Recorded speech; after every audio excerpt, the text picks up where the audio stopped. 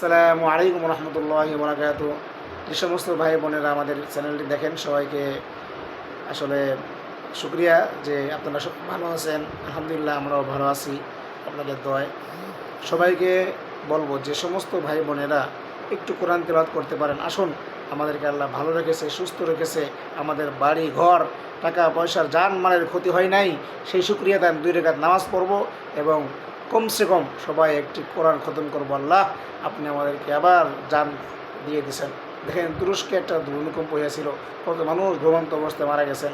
আজকে জুমার দিন আমরা তারপরে দেখলাম মসজিদে আগের মতো মানুষ যায় নাই, 1:30 বেজে যায় মানুষ হয় না, 1:01 বেজে যায় হুজুর বয়ান শেষ করলো মসজিদ ভরে না, মানুষ আড্ডা, হ্যাঁ, বিভিন্ন জায়গায় দেখলাম বিড়ি যারা খায় বিড়ি খাইতেছে, রাস্তাঘাটে যারা টিভি চলতেছে, চার দোকানে আড্ডা চলতেছে, কই কার মুখে তো দেখলাম না যে আস্তাগফিরুল্লাহ আস্তাগফিরুল্লাহ, কত গুনাহ করেছি, দুরূদ শরীফ পড়লাম না।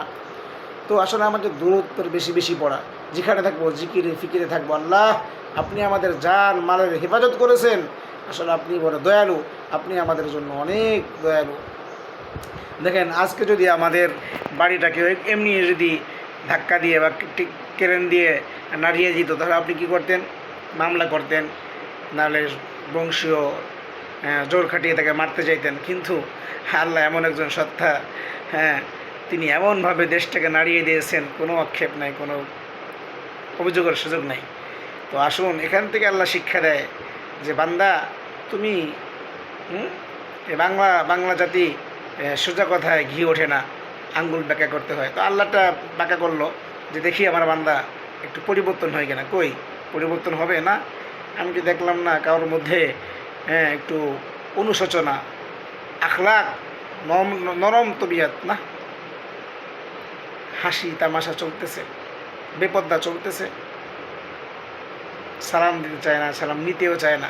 হায়রা জাতি, একজনকে দেখলে চোরের মতো অন্যদিক থেকে তাকিয়ে চলে যায়। কি মানুষ আমরা! কি সালাম দিতে গিয়ে আপনাকে টাকা লাগবে না? সালাম যে দেয় সে টাকা চাবে? সালামও দিতে চান না, সালাম নিতেও চান না, চোরের মতো অন্যদিক থেকে চলে যান। আর ভূমিকম্পটা হয়েছে, আমি যেটা মনে করি, আমাদের লেনদেন খারাপ, আমাদের জবান ঠিক নেই। আপনি আমাদের বাংলাদেশে বিশেষ করে যারা ব্যবসায়ী আছি, অনেক প্রচুর মিথ্যা কথা বলি। একজনকে একটা ডেট দিচ্ছেন যে অমুক দিন আসেন, আপনি টাকাটা পাবেন, টাকা দিবেন। কই, সে অনেক কষ্ট করে আপনাদের কাছে যায়, আপনারা টাকাটা দেন না, তখন সে আল্লাহর কাছে বিচার দেয়। যদিও আপনি আপনার সামনে সে হাসি মুখে আসে, কিন্তু সে কষ্ট পায়, আপনি তাকে ইচ্ছা করে টাকাটা দেন না, ভাই বেছে না নাই, এটা সেটা বলে কী করেন, তাড়িয়ে দেন। পরে সে আল্লাহর কাছে বিচার দেয়, আল্লাহ কত কষ্ট করে আসলাম, সে তো আমাকে ওয়াদা দিয়েছিল, সে টাকাটা দিল না, আমি জানি যে টাকা আছে, সে বেচা কেনা করছে, দিলেন না। এরকম সময় সব জায়গায় আমরা জুলুম করতেছি। স্টাফদের বেতন আটকিয়ে রাখি, গার্মেন্টসের শ্রমিকদের বেতন আটকিয়ে রাখি, দারোয়ানের বেতন আটকিয়ে রাখি। তো এই তারা বিচার দেয় আল্লাহর কাছে, তখন আল্লাহ আমাদের প্রতি রাগ হয়ে এটা নাড়া দেয়। পুরো দেশটাকে আজকে নাড়িয়ে দিয়েছে। দেখেন আজকে যদি ভূমিকম্পটা হতো, কত মানুষের যান চলে যেত, কত মানুষের জান মালের ক্ষতি হতো। আসুন, আল্লাহ আমাদের জান মালের হেফাজত করেছে, এই জন্য সকলে 2 রাকাত শুকরিয়া তার নামাজ পড়ব, একটি করে কোরআন খতম করব যে আল্লাহ আপনি আমাদেরকে সুস্থ রেখেছেন, আমাদের জান মালের হেফাজত করেছেন। আল্লাহ আপনি বড় দয়ালু, আপনি বড় দয়ালু। আদরের সন্তান চলে যেত, আদরের স্ত্রী চলে যেত, আদরের সম্পদ নষ্ট হয়ে যেত। কাগজ যদি বলা হয় ভাই আমাকে এনে 10,000 টাকা দেন, দেবে না।